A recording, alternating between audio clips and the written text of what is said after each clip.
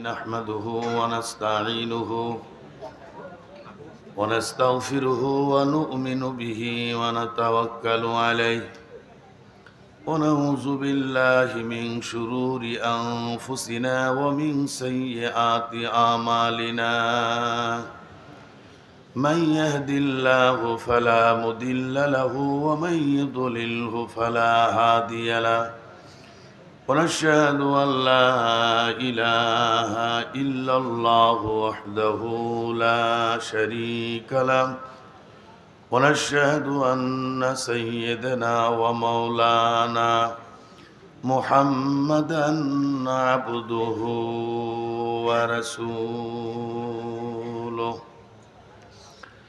الذي أرسله بالحق بشيرا ونذيرا وداعيا إلى الله بإذنه وسراجا منيرا فقد قال الله تعالى في كلامه المجيد وفرقانه الحميد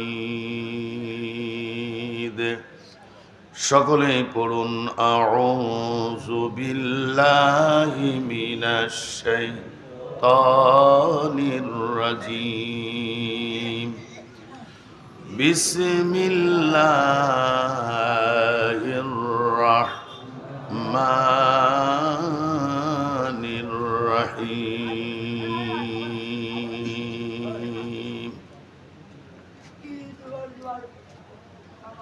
ومن أعرض عن ذكري فإن له معيشة ضنكا ونحشره يوم القيامة أعمى قال رب لم حشرتني أعمى وقد كنت بصيرا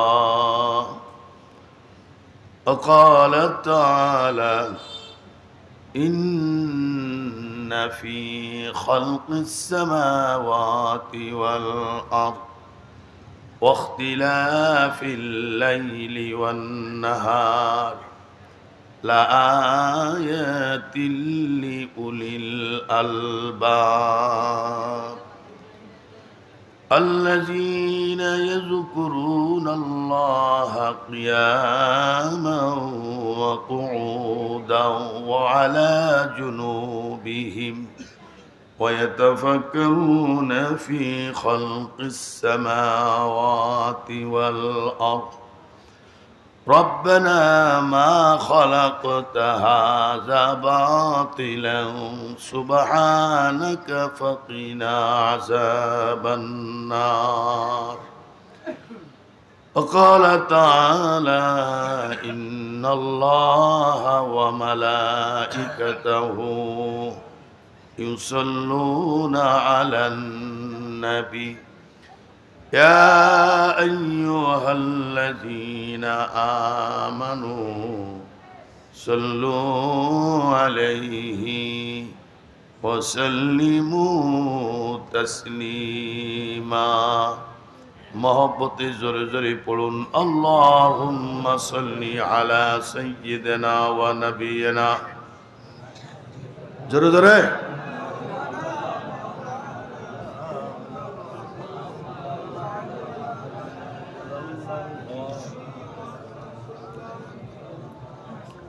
আলহামদুলিল্লাহ দুরূদ শরীফের বাপ বুঝে মনে হচ্ছে খাওয়ান এখন দরকার, কারণ দুরূদ শরীফ খুব গরিব দুরূদ হয়ে গেছে, দুর্বল দুরূদ। দুরূদ শরীফ পড়তেছি কার উপরে যদি জানতাম তাহলে মহব্বতে ইশকে দুরূদ শরীফ পড়তাম।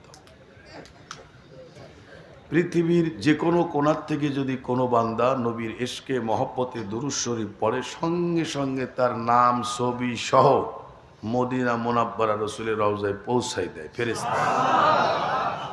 হাদিস শরীফের কথা। আল্লাহ বলেন, হাবিব আপনি আমার বান্দা বান্দীদের জানাই দিন যারা আপনার শানে একবার দুরূদ শরীফ পড়বে, আমি আল্লাহ ওই বান্দা বান্দির উপরে 10 বার রহমত নাজিল করব। এখানেই শেষ না, তার আমলনামা থেকে 10টা নেকি, 10টি গুনাহ কাটা হবে, 10টি নেকি লিখা হবে।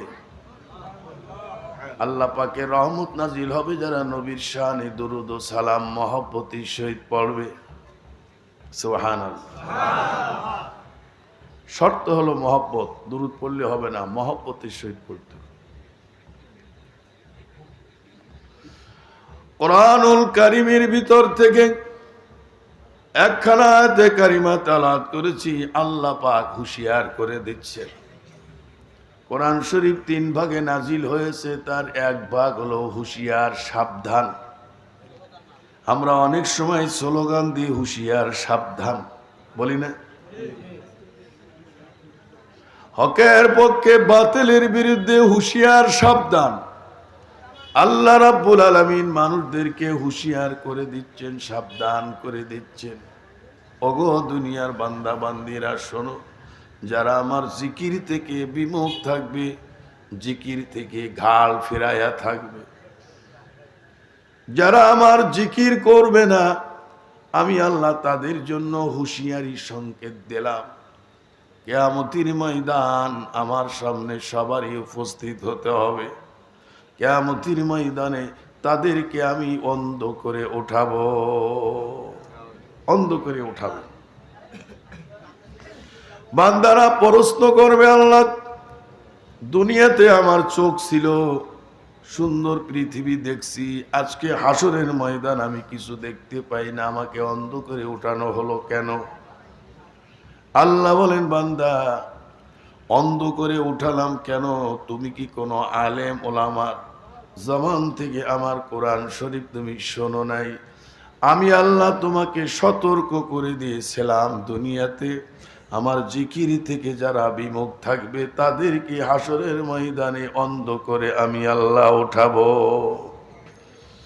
আমান আরাদা আন যিকরি ফাইন্না লাহু মাঈশাতান দানকা ওয়া নাহশুরুহু ইয়াওমাল কিয়ামাতি আমা।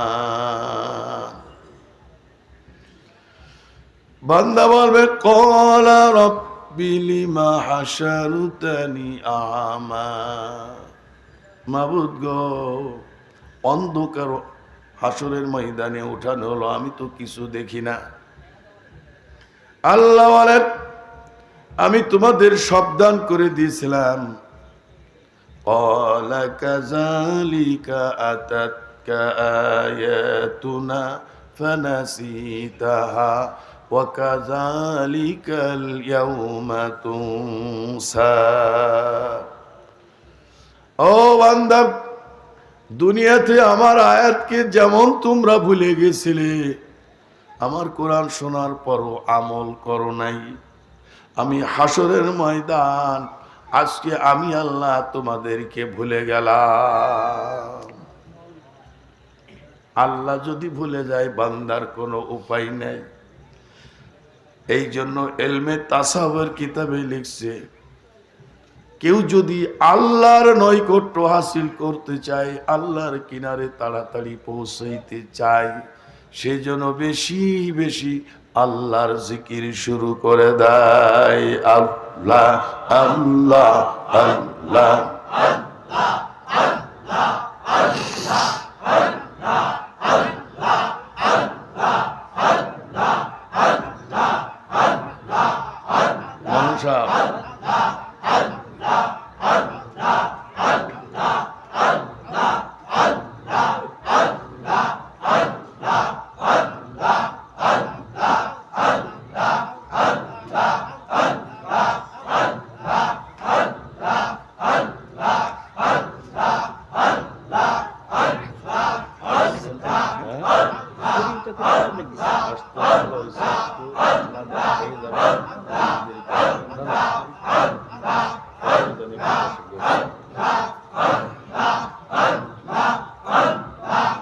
লা ইলাহা মুহাম্মাদুর রাসূলুল্লাহ। আমাদের এই পাশের গ্রামের উনি একজন বড় মাওলানা, এখানে একটা ফাজিল মাদ্রাসা না দাখিল আলেম মাদ্রাসার সহকারী অধ্যক্ষ। উনি গাজীপুর গেছেন, আমার মসজিদে নামাজ পড়ছেন, ওখানে ওই যে মাদ্রাসার ইনস্টিটিউট ওনাদের ট্রেনিং ছিল গেছেন। আমার খুব মহব্বতের লোক, আসছেন। যারা আসছেন সকলের দাওয়াত। মাহফিল শেষে, আজকে শেষে আপনারা মেহমানদারি গ্রহণ করে তারপরে যাবেন। সবাই মোনাজাত করে দেব এখন না, আর একটু, কারণ যেহেতু এইটা শেষ, নাকি বলেন? আগামীকালকে আপনাদের আর দাওয়াতও দিব না। আল্লাহ যদি বাঁচা রাখে আগামী বছর আবার আমরা ডেট করব, সেই ডেটে আসলে সবার সঙ্গে দেখা হবে।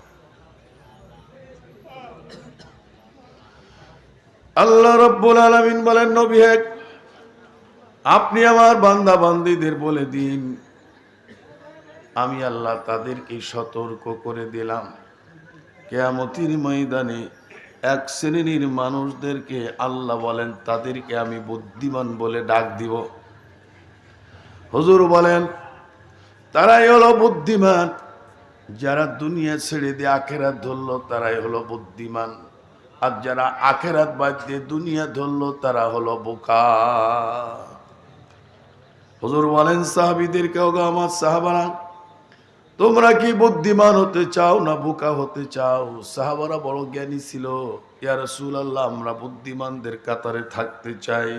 হুজুর বলেন তাহলে আখেরাত ধরো, তোমরা বুদ্ধিমান, আর যারা দুনিয়া ধরলো তারা হলো বোকা। আল্লাহ বলেন ইন্না ফি খালকিস সামাওয়াতি ওয়াল আরদ ওয়াখতিলাফিল লাইলি ওয়ান নাহার লায়াতিল লিউলিল আলবাব।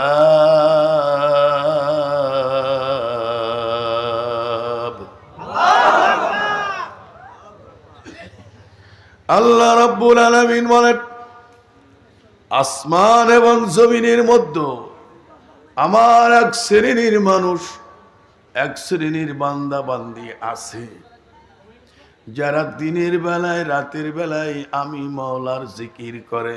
এরা হলো সবচাইতে বড় বুদ্ধিমান। এক শ্রেণীর মানুষ আছে জিকির করলে গার ভিতরে জ্বালা পোড়া চড়ে, আর এক শ্রেণীর মানুষ আছে জিকির করলে দিলে শান্তি পায়। আল্লাহ বলে দিচ্ছেন, নবী হে, আমার বান্দা বান্দি জানে না কোথায় শান্তি। শান্তির জন্য বান্দারা দৌড়াচ্ছে, দোকানের মধ্যে শান্তি নাই, ব্যবসার মধ্যে শান্তি নাই, চাকরির মধ্যে শান্তি নাই, রাজনীতির মধ্যে শান্তি নাই। আমার বান্দা বান্দি যদি শান্তি চাই, আমি শান্তির ঠিকানা বলে দিচ্ছি।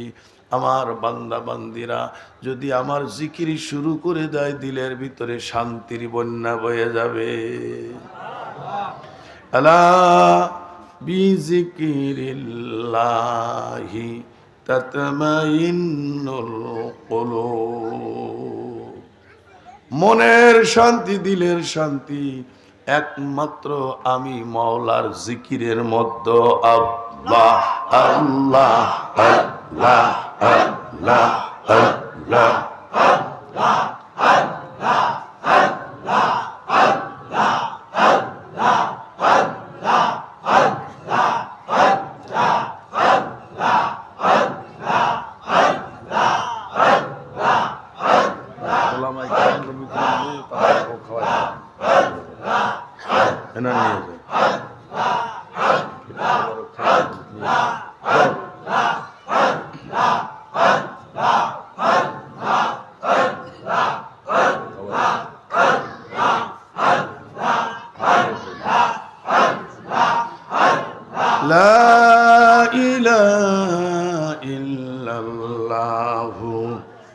মুহাম্মাদুর রাসূলুল্লাহ। অনেকে মনে মনে ভাবতে পারে জিকির করে পীর সাহেব আর পীরের মুরিদরা, জিকির পীর সাহেব আর পীরের মুরিদরা করে নাই। আল্লাহ পাক ডাক দিয়ে বলে, নবী হে, আপনি জানেন না আমি জানাচ্ছি, আপনি জানেন না আমি জানাচ্ছি। তাহলে বোঝা গেল আল্লাহর নবী কোনো গায়েব জানতেন না। গায়েব জানলে আল্লাহ এই কথা বলতো না, নবী হে আপনি জানেন না আমি আপনাকে জানাচ্ছি, এই বিষয়টা আপনি জানেন না। ওমা আরসালনা মিন ক্বাবলিকা মির রাসূলিন ইল্লা নূহি ইলাইহি আন্নাহু লা ইলাহা ইল্লা আনা ফা'বুদুন। আল্লাহ বলে, নবী আপনি জানেন না, আপনাকে আমি জানাই দিচ্ছি, আপনার পূর্বে এমন কোন নবী আমি আল্লাহ পাঠাই নাই যে নবী সর্বপ্রথমে এই কথা স্বীকার করে না, লা ইলাহা ইল্লাল্লাহু। জোরে বলেন, লা ইলাহা ইল্লাল্লাহ। জোরে জোরে, লা ইলাহা ইল্লাল্লাহ।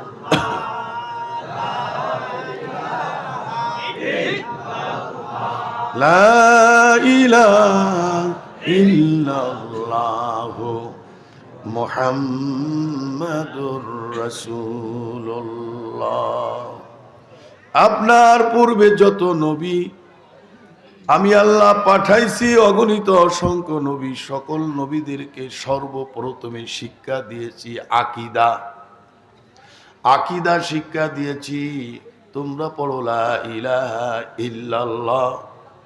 আগে ঈমান আনো আল্লাহ বাদে আর কেহ মাবুদ নাই, আর কোনো উপাসনা নাই একমাত্র আল্লাহ ছাড়া।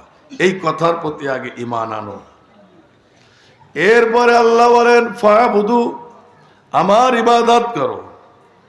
এই জন্য অনেক সময় আমি বলি, মানুষ যে কলেমা শরীফকে অবমূল্যায়ন করে, গুরুত্ব দেয় না, জিকিরকে গুরুত্ব দেয় না, কিন্তু নামাজের আগেই জিকির আসছে, রোজার আগে জিকির আসছে, হজের আগে জিকির আসছে, জিহাদের আগে জিকির আসছে, তাবলিগের আগে জিকির আসছে, সমস্ত ইবাদত বন্দেগীর আগেই আসছে আল্লাহর নামের জিকির, লা ইলাহা ইল্লাল্লাহু মুহাম্মাদুর রাসূলুল্লাহ।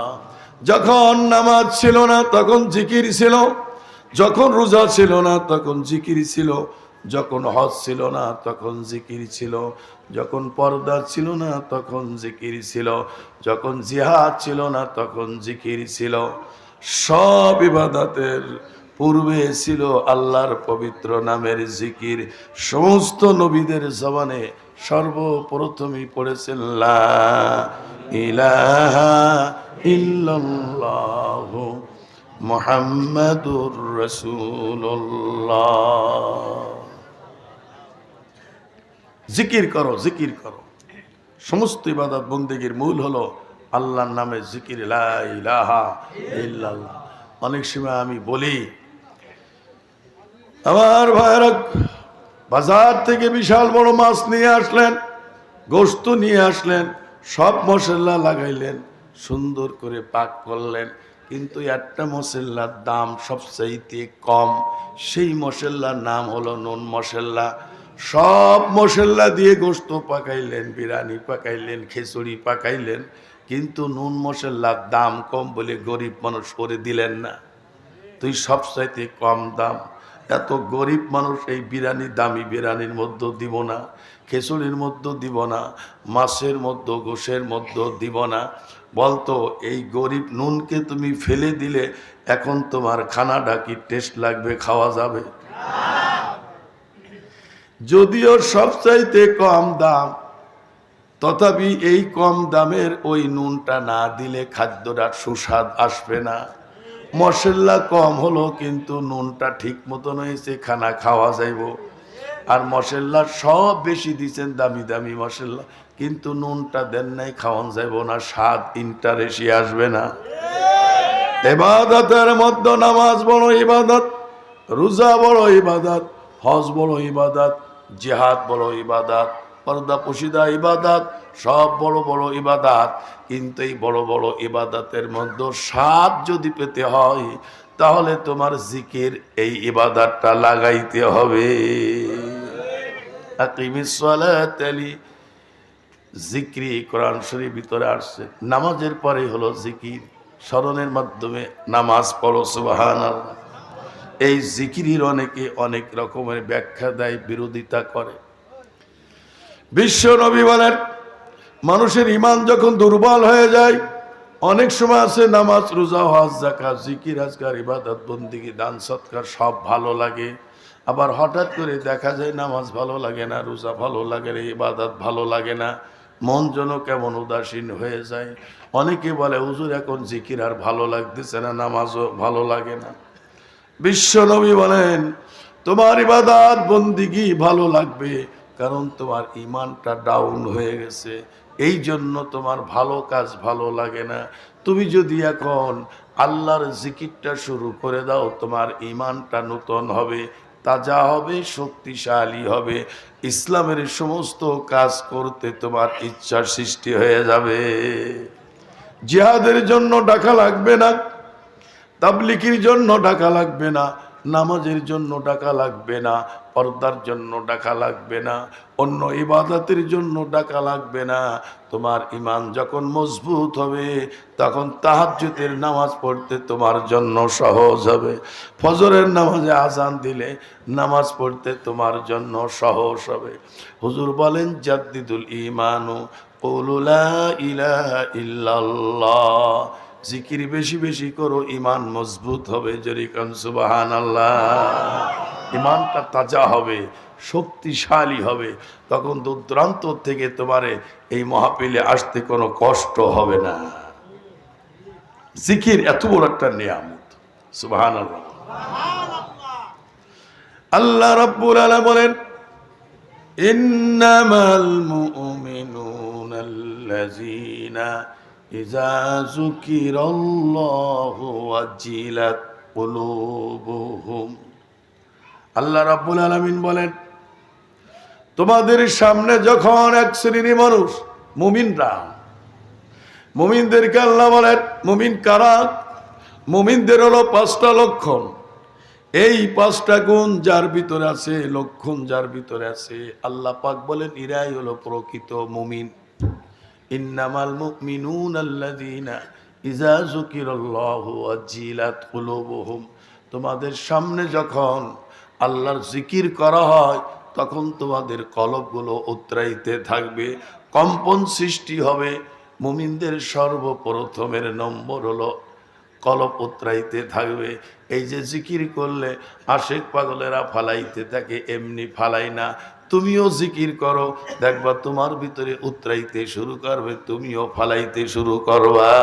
আল্লাহ আল্লাহ আল্লাহ আল্লাহ আল্লাহ আল্লাহ আল্লাহ আল্লাহ আল্লাহ আল্লাহ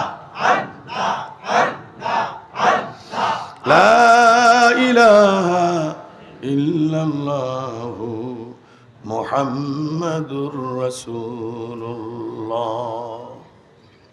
ওয়া ইযা তুলিয়াত আলাইহিম আয়াতু যাতাতুল ঈমান।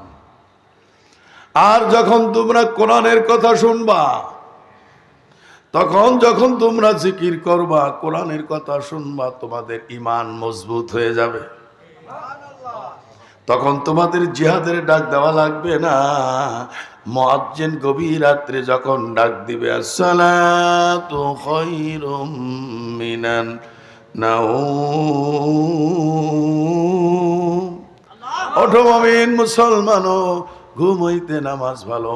ঈমান যখন মজবুত হয়ে যাবে, ওই শীতের রাত্রে লেপ তশক ফেলাই দিয়ে ঠান্ডা পানি দিয়ে উজু করে মুয়াজ্জিনের ডাকের সঙ্গে সঙ্গে মসজিদে হাজির হয়ে যাবে। ঈমান যদি দুর্বল থাকে, লেপ খাতা মুড়ি দিয়ে শুয়ে থাকবে, উঠতে চাবে না। হুজুর বলেন তোমাদের ঈমানটাকে শক্তিশালী করো। এই জন্য আলোচনা শুনলে, কোরআনের কথা শুনলে মানুষের ঈমান মজবুত হয়। প্রথম নম্বরের নমুনা হলো ঈমান নূতন হবে, কলব উতরাইতে থাকবে। এরপরে আল্লাহ বলতেছেন মুমিনুন আল্লাযীনা ইযা তুলিয়াত আলাইহিম আয়াতুহুম যাদাতুহুম ঈমানাও ওয়া আলা রাব্বিহিম ইয়াতাওয়াক্কালুন। তিন নম্বর গুণ হলো মুমিনের আল্লাযীনা ইউকিমুনাস সালাহ ওয়া মিম্মা রাযাকনাহুম ইনফিকুন। মুমিনদের গুণ হলো তারা নামাজি হবে। যারা নামাজি তারা হলো মুমিন। 4 নম্বর হলো নামাজি হবে। 5 নম্বর হলো মুমিনরা দানশীল হবে, আল্লাহর রাস্তায় দান করবে বেশি বেশি। এটা হলো 5 নম্বর গুণ মুমিনদের। সুবহানাল্লাহ বলেন। এরপরে আল্লাহ পাক বলে দিচ্ছেন, স্বীকৃতি দিচ্ছেন আল্লাহ পাক, উলাইকা হুমুল মুমিনুনা হাক্কান। আল্লাহ বলেন এরাই প্রকৃত মুমিন, এরাই হলো হক। জোরে কান সুবহানাল্লাহ। এরা হলো খাঁটি মুসলমান, খাঁটি মুমিন। তাদেরকে যাদের ভিতরে এই 5টা গুণ থাকবে, ইবাদত করবে আল্লাহর জন্য। কার জন্য? আল্লাহর জন্য ইবাদত করবে। কোরআনের আয়াত শুনলে, জিকির শুনলে কলব উতরাইতে থাকবে। কোরআন শরীফের আয়াত শুনলে ঈমান নূতন হবে। সুবহানাল্লাহ। তারা নামাজি হবে এবং তারা দানশীল হবে। তারাই হলো হক।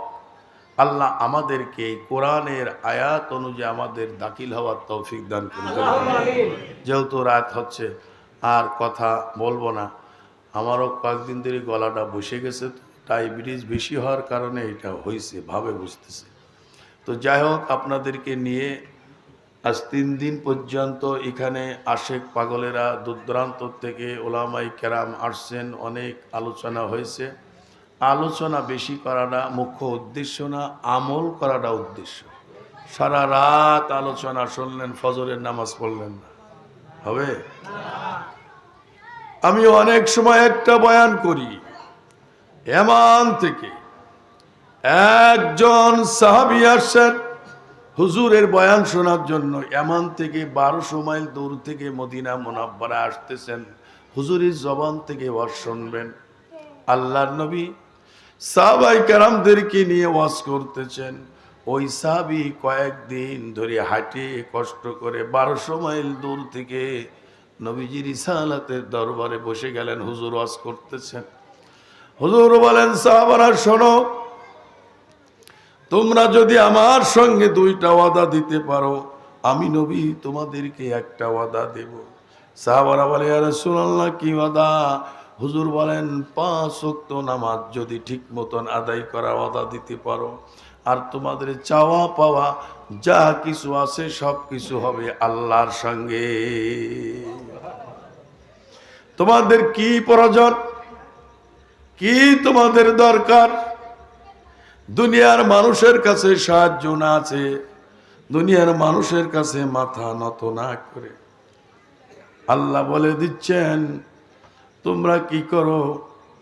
আল্লাহর কাছে মাথা নত করো।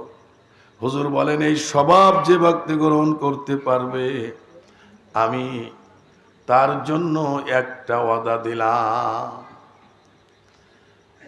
একটা হলো 5 ওয়াক্ত নামাজ, চাওয়া পাওয়া যা আছে আল্লাহর সঙ্গে হবে, দ্বিতীয় আর কারোর সঙ্গে হবে না, কোনো শিরক বিদআত মুক্ত থাকতে হবে। হুজুর বলেন, কিয়ামতের ময়দানে, কঠিন ময়দান যেদিন হবে, ইয়াউমা ইয়াফিরুল মারউ মিন আখি ওয়া উম্মিহি ওয়া আবি ওয়া সাহিবাতিহি ওয়া বানি লিকুল্লি ইমরিইম মিনহুম ইয়াউমা ইযি শাআনু ইগনি। যেদিন তোমার ভাই তোমাকে ভুলে যাবে, একটা নেকি দিবে না, তোমার মা তোমাকে ভুলে যাবে, সন্তানের একটা নেকি দিবে না। বাপ সন্তানকে ভুলে যাবে, একটা নেকি দিবে না। স্ত্রী স্বামীকে ভুলে যাবে, একটা নেকিও দিবে না। কিয়ামতের ময়দান কঠিন ময়দান হবে, কেউ কারোর একটা নেকিও দিবে না। ওই কিয়ামতের ময়দানে আমি নবী ওয়াদা দিলাম, তোমাদের সুপারিশ করে জান্নাতে নিয়ে যাব। কথা হলো দুটা, শিরিক মুক্ত ইবাদত, চাওয়া পাওয়া আল্লাহর সঙ্গে হবে, 5 ওয়াক্ত নামাজ পড়বে। নবীজি বলেন তাদের জন্য কিয়ামতের ময়দানে আমি সুপারিশকারী হয়ে যাব। কিতাবের ভিতরে আসছেন আল্লাহর নবী যার পক্ষে সুপারিশ করবে সে জান্নাতে চলেই যাবে। কিয়ামতের ময়দান এক শ্রেণীর মানুষদেরকে জাহান্নামের পোশাক পরায় জাহান্নামের দিকে নিতে থাকবে। লোকেরা যাইতে চাবে না, কারণ সামনে দেখবে জাহান্নামের আগুন দাউ দাউ করে জ্বলতেছেন। জাহান্নাম দেখে আর সামনে যাইতে চাবে না, তারা টানতে থাকবে, হাসড়াইতে থাকবে। এমনি সময় আল্লাহ নবীর কাছে সংবাদ চলে যাবে, ইয়া রাসূলুল্লাহ, মনে হচ্ছে, দেখলে মনে হয় আপনার উম্মত বলে মনে হচ্ছে, তাদের চেহারার ভিতরে একটা নূর ঝলমাল করতেছে। ইয়া রাসূলুল্লাহ, এই উম্মত গুলোকে ফেরেশতারা জাহান্নামের দিকে হাঁকাচ্ছেন। আল্লাহর নবী শোনার সঙ্গে সঙ্গে পাগল পারা হয়ে জাহান্নামের দিকে দৌড়াবেন। দূর থেকে দেখবেন, দেখতে আমার উম্মত বলে মনে হয়। কেমনে উম্মত বলে মনে হলো? সাহাবারা বলে, ইয়া রাসূলুল্লাহ, কোটি কোটি মানুষ হাসরের ময়দানে থাকবে, এর মধ্যে আপনার উম্মত চিনবেন কেমনে? হুজুর বলেন, আমার উম্মত যারা হবে 5 ওয়াক্ত নামাজ পড়বে, নামাজের আগে উযু করবে, আর উযুর জায়গাগুলো কিয়ামতের ময়দানে উযুর স্থান দিয়ে নূর চমকাইতে থাকবে। আমি দেখেই চিনতে পারবো এরা আমার উম্মত, পরিচয় করে দেওয়া লাগবে না। হয়তো নেকি কম হয়ে গেছে, গুনাহ বেশি হয়ে গেছে, কিন্তু নামাজি মানুষ। আল্লাহ নবী দূর থেকে দেখবেন, ফেরেশতাদের বলবে, ফেরেশতারা থাম থাম, ফেরেশতা দেখতে আমার উম্মত মনে হয়, আমার উম্মতের উজুর জায়গা দিয়ে নূর চমকাচ্ছে, আমার উম্মত মনে হচ্ছে। আমার উম্মতরে জাহান্নামে দিস না, আমি নবী সইতে পারবো না। আমার উম্মতের জন্য আমি নবী নিজে না খেয়ে 1 দিন 2 দিন না, আমি 7 দিন পর্যন্ত না খেয়ে পেটের ভিতরে পাথর লাগাই সিজদায় পড়ে নাজাতের জন্য কাঁদছি। আজকে হাসরের ময়দান আমার উম্মত জাহান্নামে দিলে আমি নবী সইতে পারবো না। ফেরেশতারা বলবে, ইয়া রাসূলুল্লাহ, জাহান্নাম ফয়সালা হয়ে গেছে, গুনাহ বেশি হয়েছে নাকি কম হয়েছে? হুজুর বলবেন, ঠিক আছে, তাহলে আমার সামনে নিয়ে আসো, নেকি আর বদি ওজন করো, আমি একটু দেখতে চাই। ফেরেশতারা নিয়ে আসবে, আল্লাহর পক্ষ থেকে ঘোষণা হবে, ও ফেরেশতারা, আমার বন্ধুর সঙ্গে তোমরা বাড়াবাড়ি করো না, বন্ধু যা বলে তাই শোনো। নেকি আর বদি ওজন হবে, নেকির পাল্লা হালকা হবে, গুনার পাল্লা ভারী হবে। চোখের পানি ছেড়ে কানবে, সামনে জাহান্নাম দেখবে, চোখের পানি ছেড়ে কানবে। নবীজি এত দরদি নবী, হাত দিয়ে তার পানিগুলো, চোখের পানিগুলো মুছাই দিয়ে বলবেন, কান্দিস না, তোদের নাজাতের জন্য আমি দুনিয়াতে কাঁদছি, গহাই সিজদায় পড়ে না খেয়ে কাঁদছি। আমি মদিনার রওজায় শুয়ে শুয়ে উম্মতের নাজাতের জন্য কাঁদছি। আর কান্দিস না, আমি নবী থাকতে তোরে জাহান্নামে যাইতে দেব না। কত দরদ, কত ভালোবাসা, কত মহব্বত নবীজি। চোখের পানিগুলো মুছাই দেবেন। এরপরে নেকির পাল্লার ভিতরে নবীজির সুন্নাতের আমলের একটা টুকরা দিবেন, নেকির পাল্লায় দেওয়ার সঙ্গে সঙ্গে পাল্লা ভারী হবে, আওয়াজ শুরু হবে, ফেরেশতারা রে, বান্দার শরীর থেকে জাহান্নামের পোশাক খোলাইয়া জান্নাতের পোশাক দিয়ে দরজা খুলে দাও। মানুষ তখন অনেকে আছে আবেগে কান্দে, কষ্টে না আবেগে কান্দে, চোখের পানি ছেড়ে কান্দেন, বলে ইয়া রাসূলুল্লাহ আপনার মতন দরদি আর কেউ নাই। আমার জন্মদাতা বাপ, আমার মা, আমার ভাই, আমার বোন, আমার স্ত্রী, আমার বন্ধু বান্ধব হাসরের ময়দানে ভুলে গেল, কেউ সাহায্য করলো না। আপনার এত দয়া এত মায়া, আজকে হাসরের ময়দানে আপনি আমাকে সুপারিশ করে জান্নাতে দিলেন। খুশিতে বাগ বাগ হয়ে যাবে। সুবহানাল্লাহ। ওই নবীর পাগল যদি দুনিয়াতে হতে পারেন, নবীর ওসিলায় আপনাকে জান্নাত দান করবেন। সুবহানাল্লাহ। সাহাবী শুনলেন, শুনলেন মাত্র 1 মিনিট, ময়দানে বলছেন, হুজুর বলল শিরিক মুক্ত ইবাদত করবা, চাওয়া পাওয়া আল্লাহর সঙ্গে হবে, 5 ওয়াক্ত নামাজ পড়বা, কিয়ামতের ময়দানে আমি সুপারিশ করে জান্নাতে নেব।